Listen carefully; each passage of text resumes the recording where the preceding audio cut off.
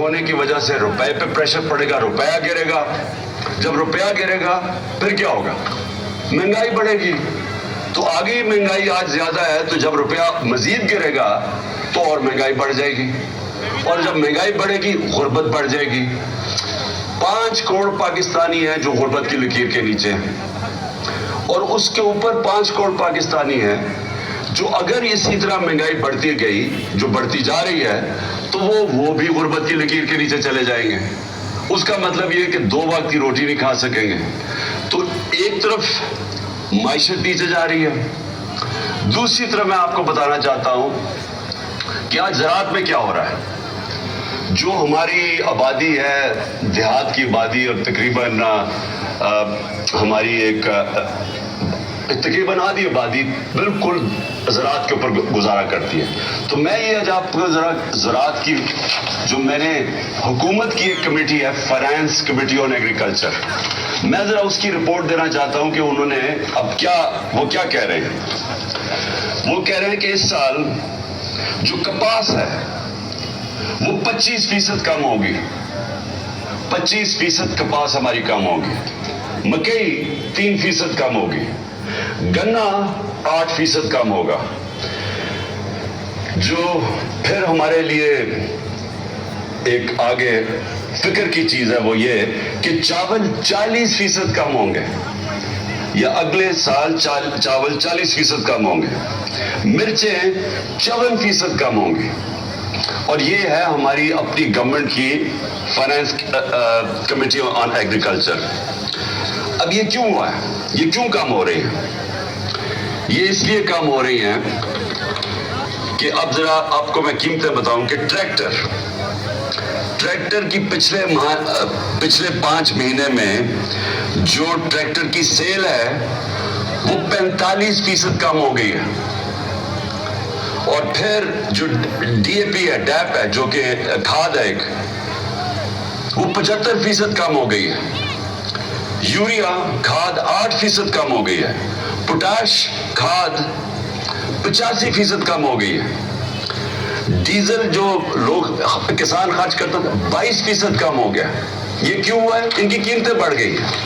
کیونکہ جو کسان استعمال کرتا ہے جو چیزیں جس کی وجہ سے پیداوار بڑھتی ہے, یوریا, ڈیزل, کھادیں, ان ساروں کی قیمتیں بڑھ گئی ہیں. کیونکہ ان کی قیمتیں بڑھ گئی ہیں, ہمارا اس وقت زراعت کے اندر یہ جو میں نے فصلیں بتائی ہیں یہ ساری ان کی جو پیداوار ہے وہ کم ہو گئی ہے. اور یہ زراعت کا حال ہے.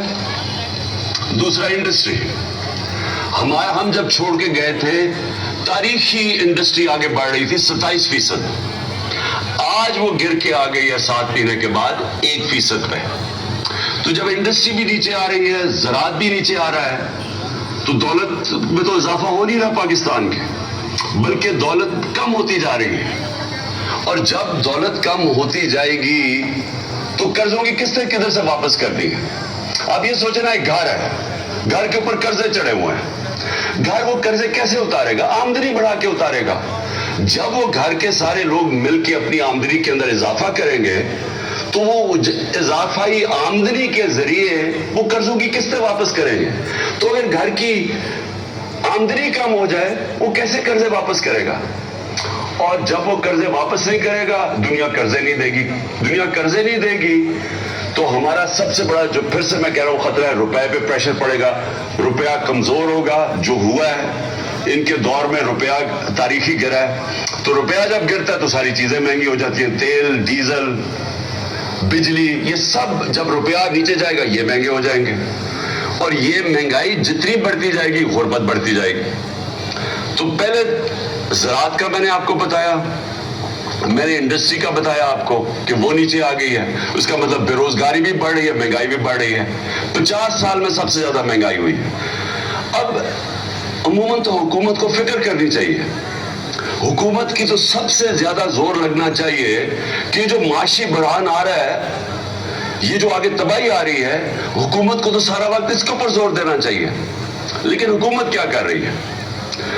حکومت سب سے پہلے یہ کوشش کر رہی ہے کہ ان کی جو کرپشن کے کیس ہے وہ ختم کیسے ہوں.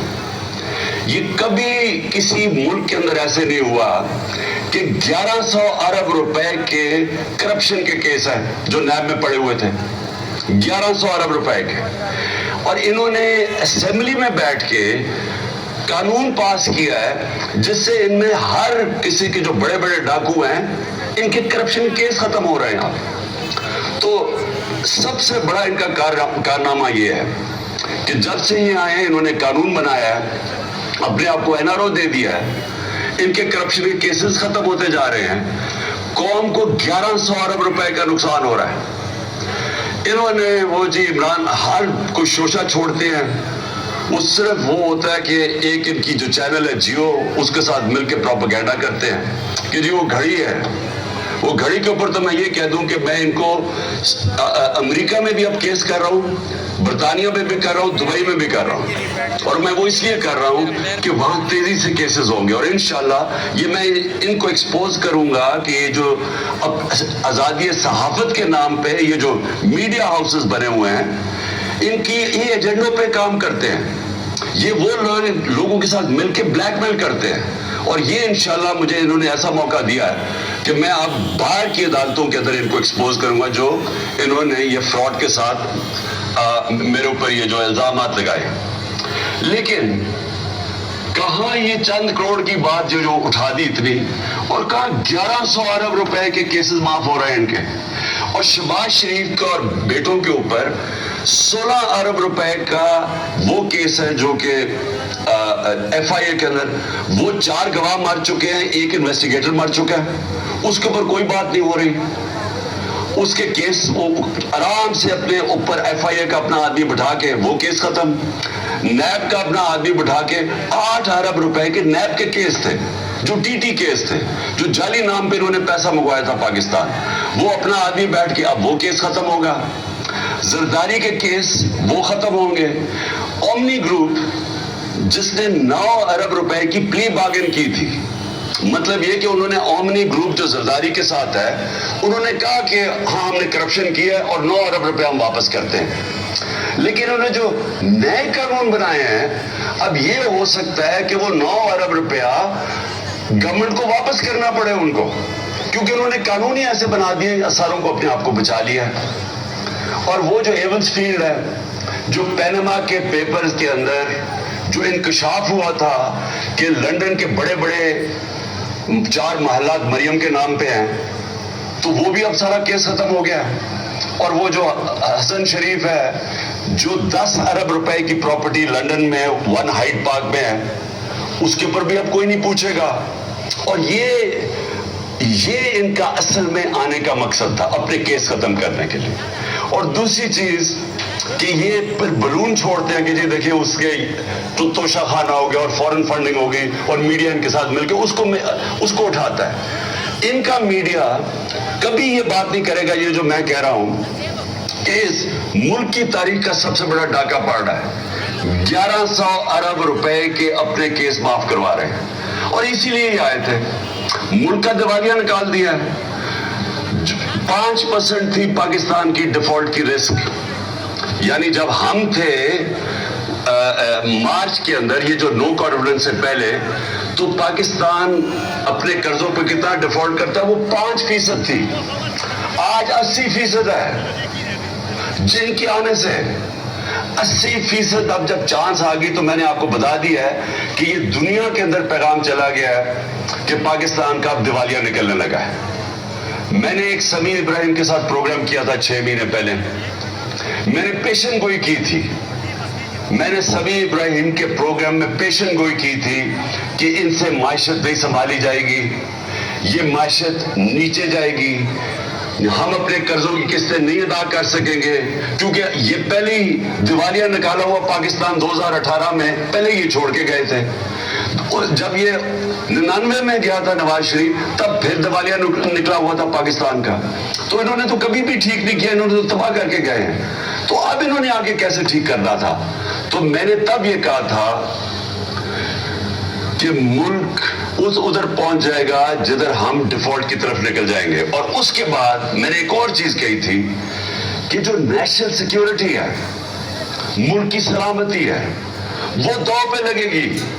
کیونکہ جو لوگ ہمیں نکالیں گے اس سے ڈیفالٹ سے، میں آج آپ کو کہہ رہا ہوں کیونکہ میں 3.5 سال اقتدار میں رہ چکا ہوں اور میں ان کو ویسے بھی جانتا ہوں، ان لوگوں کو جن کے پاس ہم جائیں گے ہاتھ پھیلا کے کہ جی آپ ہماری مدد کریں، ہمیں نکالیں اس میں سے، میں آج آپ کو کہہ رہا ہوں انہوں نے ایک چیز ڈیمانڈ کرنی ہے، اور جب وہ ڈیمانڈ کریں گے اس ملک کی نیشنل سیکیورٹی کے اوپر بہت بڑا کمپرومائز ہوگا۔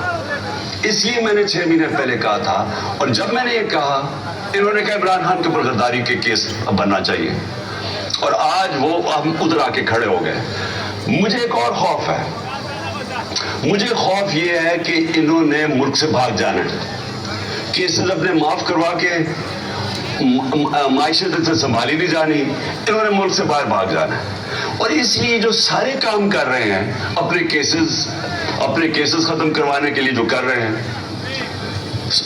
اپوزیشن کو دیوار سے لگا کے ہمارے اوپر کیسز، یہ جو قاطعانہ حملہ میرے اوپر کیا ہے ان کی ذمہ داری ہے، ان کی ساری کوشش یہ ہے کہ کسی نہ کسی طرح ہمیں اپوزیشن کو کسی طرح ختم کیا جائے، اپنے کیسز ختم کیے جائیں، اور یہ جو اب قانون بدل رہے ہیں، آرمی ایکٹ بدل رہے ہیں، صرف ان کا ایک مقصد ہے کہ کسی طرح ہم آرمی چیف بھی وہ لے آئیں جو ہمارے ایجنڈا پہ کھڑا ہو جائے، جو ہمیں تحفظ دے، جو ہمیں بچائے۔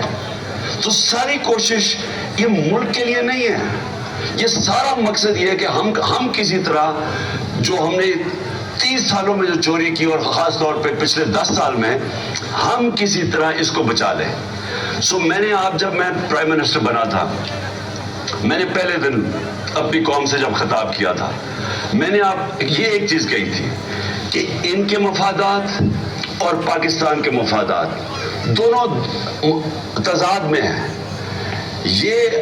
اگر یہ رہ گئے یہ پاکستان کو نقصان پہنچائیں گے، اور اگر پاکستان نے آگے بڑھنا ہے تو ان لوگوں کو قانون کے نیچے لانا پڑے گا، ان کو NRO نہیں دینا پڑے گا۔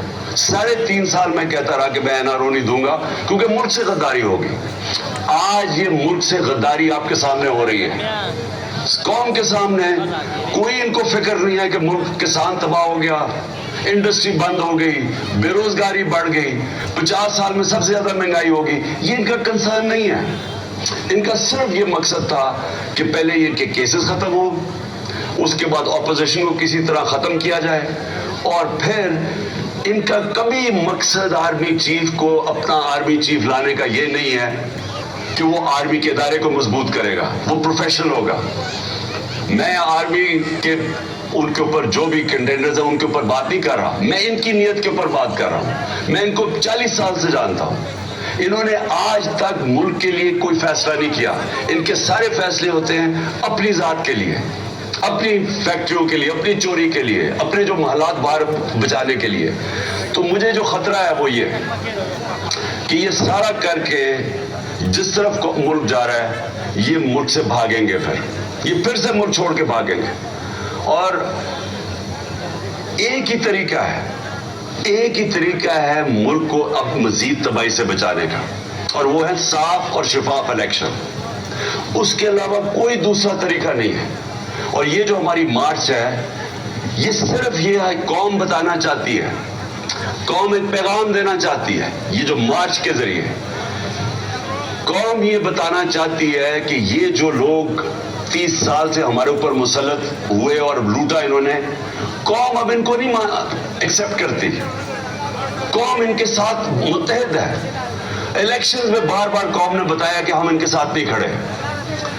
37 الیکشنز بائی الیکشنز میں سے 29 جیتی ہے تحریک انصاف، جب ان کے ساتھ پورے اسٹیٹ مشینری بھی کھڑی تھی، ساری جماعتوں نے مل کے ایک ٹکٹ پہ الیکشن لڑا، جو اسٹیبلشمنٹ تھی وہ بھی ان کے ساتھ کھڑی تھی، اس کے باوجود یہ ہارے ہیں، کیونکہ قوم نے پیغام دیا کہ آپ جو مرضی کر لیں، ہم آپ کو کبھی تسلیم نہیں کریں گے۔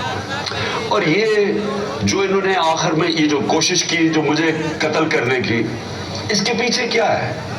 یہ سمجھ بیٹھے ہیں کہ اب ان کو جو مرضی کر لو، آپ کیسز، ڈسکوالیفیکیشن، دہشت گردی کا کیس، یہ جو مرضی کر لیں، ان کو پتہ ہے کہ یہ اب تحریک انصاف کو نہیں روک سکتے. لہٰذا کوشش یہ ہے کہ کسی طرح عمران خان کو راستے سے ہٹایا جائے. اور یہ جو واردات کی گئی تھی یہ ان 3 لوگوں نے کی تھی. یہ 3 لوگ اس کے اندر شامل تھے اور میں نے تینوں کے نام دے چکا ہوں، جس میں شہباز شریف، یہ جو ہے رانا ثناء اللہ، دونوں نے ماڈل ٹاؤن کے اندر دونوں نے دن دہاڑے لوگوں کو قتل کروایا تھا. ابھی تک کیس پڑا ہوا ہے. اور اگر کاش کہ اس کیس کا اگر فیصلہ ہو جاتا تو یہ ان کی جرأت نہ ہوتی آگے یہ کرنے کی. اور مجھے یہ بھی شک ہے کہ وہ جو 4 گواہ رمضان شوگر مل میں، یہ جو ایف آئی کے کیس میں 16 ارب کے کیس میں جو وہ گئے اور جو ڈاکٹر رضوان گیا، اس کے اوپر بھی تفتیش ہونی چاہیے کہ کیسے ان کی آتے ساتھ ہی یہ سارے ان کا کیس ہی ختم ہو گئے، کوئی سارے گواہی ختم ہو گئے اور وہ انویسٹیگیٹر بھی مر گیا. تو ان کی ہسٹری ہے. انہوں نے یہ جو میرے اوپر واردات کی یہ ہسٹری ہے. اور یہ جو فیصل تھا یہ بالکل ان کے ساتھ ملا ہوا تھا. اور میں انشاءاللہ یہ چیف جسٹس سے ڈیمانڈ کرتا ہوں کہ جب بھی آپ انویسٹیگیٹ کریں گے، کیونکہ انویسٹیگیشن تو اب صرف چیف جسٹس کے نیچے ہو سکتی ہے، یہ ثابت ہوگا کہ یہ تینوں نے مل کے یہ پلان کیا تھا میرے اوپر. اور صرف اس لیے کہ کسی طرح یہ عمران خان راستے میں کھڑا ہے، این آر او یہ نہیں دیتا، یہ ہماری کرپشن کے اوپر پیچھے نہیں ہٹے گا، تو اس لیے اس کو راستے سے ہٹایا جائے. تو قوم کو آج میں یہ کہنا چاہتا ہوں کہ یہ ہے فیصلہ کل مرحلہ اس قوم کا. یہ جو ہماری مارچ ہے، یہ جو وقت ہے پاکستان میں، انگریزی میں اس کو ڈیفائننگ مومنٹ کہتے ہیں. ہماری تاریخ کے اندر یہ وہ وقت آ گیا کہ ہم اپنے ملک کا راستہ بدل سکتے ہیں. اگر قوم جب کھڑی ہو جاتی ہے، جو قوم فیصلہ کر لیتی ہے کہ ہم نا انصافی نہیں برداشت کریں گے، ہم ظلم نہیں برداشت کریں گے، وہ قوم اپنے آپ کو آزاد کر دیتی ہے. اور اللہ نے اس کو جہاد کہا ہوا ہے کہ ظلم اور نا انصافی کے اوپر اس کا حکم ہے ہمیں کہ آپ کھڑے ہوں اس کے خلاف. اس ظلم، ظالم اور ظلم خوف کے بت کے سامنے نہ جھکو، کھڑا ہو اس کے سامنے، اور تب اللہ قوموں کو آزاد کرتا ہے. کبھی بھی وہ قوم جو ناانصافی کو برداشت کر لیتی ہے اور اس طرح کے چوروں کو اپنے اوپر برداشت کر سکتی ہے، کبھی اس قوم کو کوئی مستقبل نہیں ہوتا. وہ مقروض ہی رہتی ہے، وہ ہمیشہ غریب ہی رہتی ہے. وہ قوم، اس کا کبھی پرواز اوپر نہیں جاتی. اور ہمارا ملک تو بڑا ایک عظیم خواب کا نام تھا. ہمارا وہ خواب تھا جو ہم نے ایک مثالی اسلامی فلاحی ریاست بنانی تھی مدینہ کے طرز کے اوپر، اور ہم نے وہ اصولوں پہ کھڑا کرنا تھا جس کا سب سے بڑا اصول عدل اور انصاف تھا. اور ہم اسی اصول سے بہت دور چلے گئے ہیں، اور اسی وجہ سے آج ہمارا ملک ترقی نہیں کر سکا. تو اس لیے یہ جو مارچ ہے، حقیقی آزادی کی مارچ، یہ دراصل ہم اپنے آپ کو انصاف کے ذریعے آزاد کرنا چاہتے ہیں. یہ جو طاقتور ہے، جو قانون کے اوپر چلا جاتا ہے، وہ سمجھتا ہے کہ اس کے نیچے قانون ہی نہیں ہے. میں پاکستان کا ex prime minister F I R نہیں درج کروا سکا کیونکہ وہ طاقتور ہیں. تو اگر ملک کا ایکس پرائم منسٹر، سب سے بڑی پارٹی کا سربراہ، قاتلانہ حملہ اس کے اوپر ہوتا ہے، اگر وہ ایف آئی آر نہیں درج کروا سکتا، تو اس ساری عوام سے میں پوچھتا ہوں، آپ کے ہاتھ میں کیا ہے؟ اس کا مطلب کہ جب عوام طاقتور کے سامنے آئے گی تو وہ تو کبھی جیت سکتی نہیں ہے، کیونکہ انصاف ہی نہیں ہے. تو یہ جو آپ نکل رہے ہیں، پہلے تو میں پھر سے آپ سب کو سلام کرتا ہوں، لیکن دوسری چیز میں یہ کہنا چاہتا ہوں کہ یہ جب جدوجہد کرتے آپ انصاف کے لیے، یہ پھر اس کی پیچھے نہیں ہم مڑ کے دیکھتے، ہم اپنی کشتیاں جلا کے جدوجہد کرتے ہیں. اور میں انشاءاللہ جو پلان کر رہا ہوں، اور میں سیٹرڈے کو اناؤنس کروں گا کہ کس دن میں نے پنڈی پہنچنا ہے، اور انشاءاللہ یہ میرا ایمان ہے، کیونکہ میری قوم جاگی ہوئی ہے آج. یہ میرا ایمان ہے کہ پاکستان کی تاریخ میں سب سے بڑا عوام کا سمندر انشاءاللہ پنڈی پہنچے گا.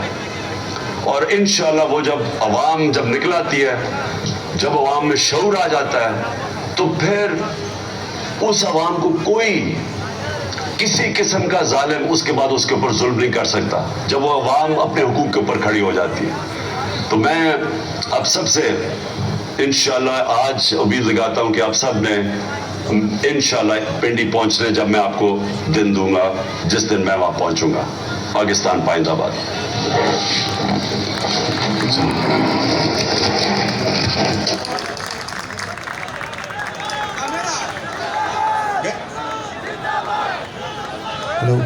نعرہ تکبیر، نعرہ تکبیر. کون بچائے گا پاکستان؟ کون بچائے گا پاکستان؟ تیرا میرا رشتہ کیا؟ پاکستان کا مطلب کیا؟ ہم لے کے رہیں گے، ہم لے کے رہیں گے، ہم لے کے رہیں گے. پاکستان، پاکستان تحریک انصاف آئی آئی آئی آئی آئی آئی. کون بچائے گا پاکستان؟